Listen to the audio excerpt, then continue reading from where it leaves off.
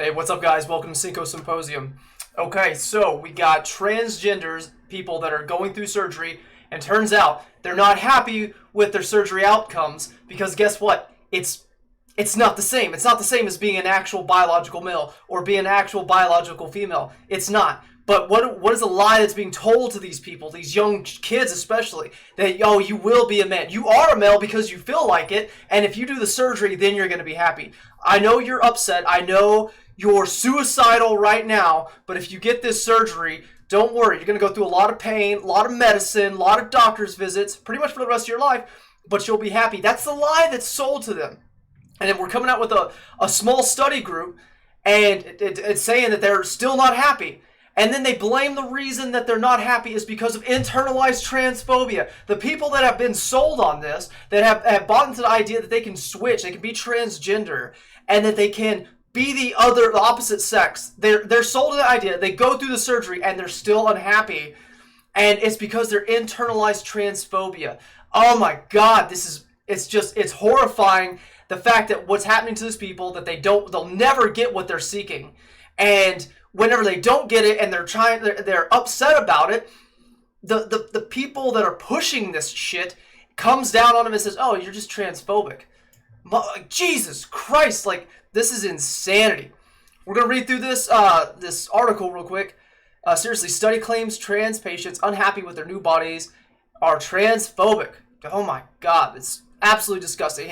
By the way, hit that like button, share, subscribe. Let me know what you think about this stuff because this baffles me. A new study out of the Netherlands claimed internalized transphobia caused transgender patients mental health issues and argued that their dissatisfaction with medical procedures was a result of outside pressure to conform to gender stereotypes. The December 28 study investigated an apparent contradiction in the transgender medical field that despite the common assertion that cross-sex medical procedures improve patients' mental health, many patients report continued mental struggles after these procedures. Researchers said stress, stigma, and internalized transphobia caused the issues and examined patients' different ways of coping. You don't think like chopping a part of their body off that they can't get back, and making a wound for a man that's trying to create a vagina on them, where they literally create a wound in their body and have to keep that wound open solely for the pleasure of another. It's just a wound. That's all their pseudo vagina is. It's not a vagina. It's not a real vagina. It'll never be a real vagina. And you wonder why they're stressed out. You wonder why they're stressed out and unhappy. They're in pain. They got to take medication constantly to fight off infections. They got to go to therapy. They're still not happy. It's not the real thing. Whoa, who would have thought? Jesus. The study included 19 voluntary participants, all of whom were Dutch and undergone some cross-sex medical procedures. Researchers interviewed the participants and recorded their stressors, such as dissatisfaction with medical treatment or lack of social acceptance, as well as their coping mechanisms. The study was published in MDPI Healthcare, a medical journal, which according to the website is peer-reviewed. Some patients reporting being dissatisfied with surgical and medical outcomes, explaining that they did not actually look like the opposite sex. You don't say. Didn't like the way they looked or felt, uncomfortable with changes to their bodies, but researchers blame the dissatisfaction on patients with high expectations. Yeah, because they sold them that you'd be a real man or a real girl. You can't. It's not gonna happen. You're gonna get a jacked up pelvic area.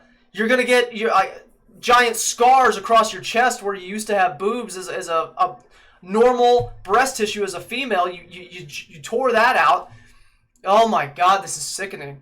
Participants frequently mentioned having maladaptive cognitions concerning gender and transition, which included having stereotypical images of men and women, focusing on gender incongruent characteristics, and experiencing internalized transphobia. The study read when participants were mainly focused on gender incongruent characteristics, they were not easily satisfied with the results of the treatments, leading to increased chances of reporting negative emotions, discomfort, or requesting re-operations and surgical corrections. So you gotta get more surgeries.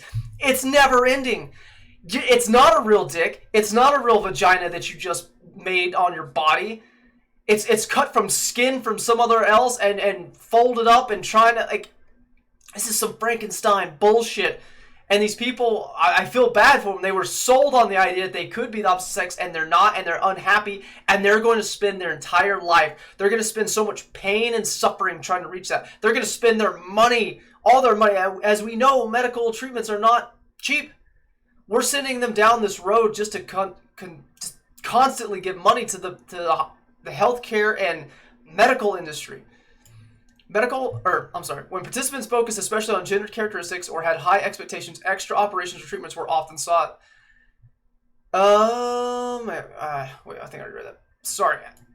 This is just mind-boggling. I can hardly look at myself in the mirror. When I'm naked, my confidence is almost zero. An 18-year-old participant reported. Researchers viewed this, too, as a consequence of internalized transphobia.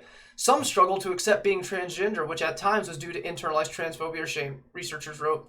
Other participants had difficulty accepting the gender non-conforming parts of their appearance as they wanted to fit into a stereotypical gender ideal, aka a real man or a real woman.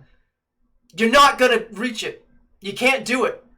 And these people, like I said, they're sold into the idea. They go through it all, and then they're going, this isn't it. This is not what being a guy or a girl is all about. Like this isn't real.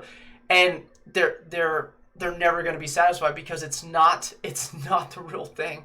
And you talk about stress and problems and suicidal thoughts. Yeah, no shit. But we want to tell them, no, it's going to be all happy dandy, that it's complete. And if you don't like it, it's 100% reversible. No, it's not. They'll never get it back. That 18-year-old that probably chopped his dick off or fucked up her breasts and tried putting a fake dick on her vagina, like, and she never get it back. It ain't going to be the same. She started hormones. Her voice is different now. She's probably balding as a young 20-year-old chick. Like, all sorts of things. These are popping up. And all of these people that are sold in this, I feel so bad for them. And I hate the people that are pushing this and pushing this lie. God dang, this is evil stuff. And it's so sad to see. And it's why we have to talk about it and share about it. Please share this video so other people can see it and understand what's going on. Because so many don't believe that this is happening.